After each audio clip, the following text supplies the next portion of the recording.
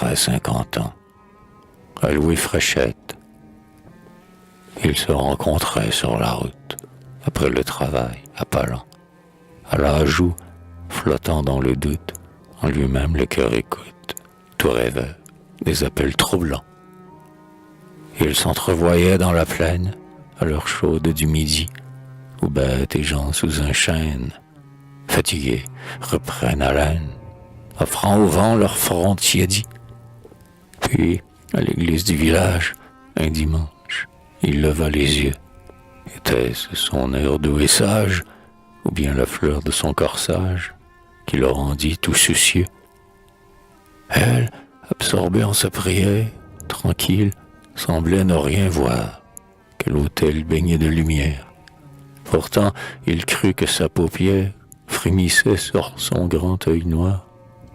Et puis, un soir, à la veillée, il lui parla, sa voix tremblait, pendant qu'en son âme éveillée, comme au printemps sous la feuillée, la voix des amours modulait.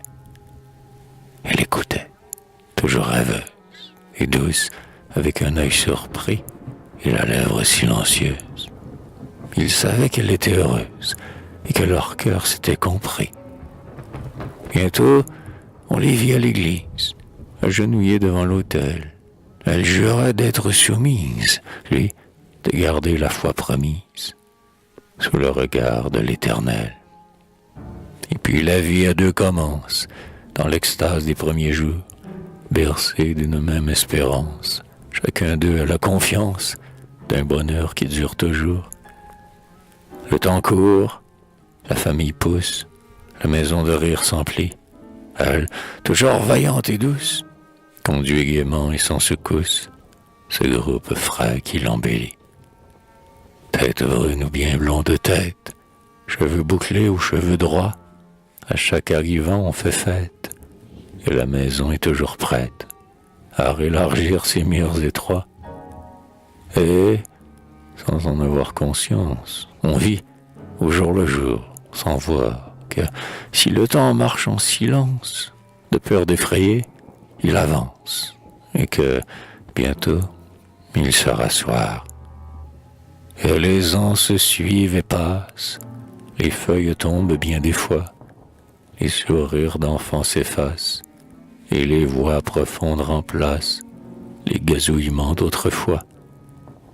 La famille est nombreuse et forte, et grande, Dieu les a bénis, si bien que, maintenant, la porte va s'ouvrir pour que l'aîné sorte, les laissant presque désunis.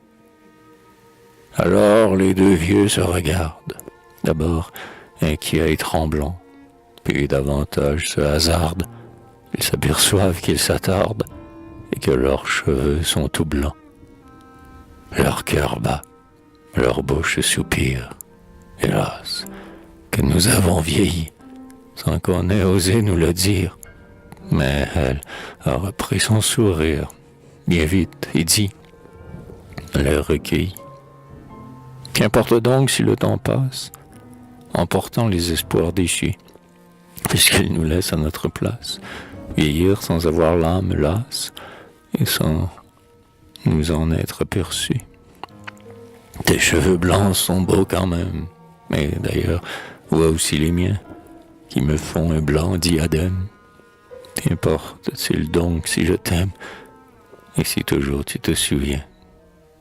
Et lui, femme, tu me rappelles, elle a raison, y vivons encore, car moi, je te trouve aussi belle que quand ton bonnet de dentelle se rompait sous tes tresses d'or.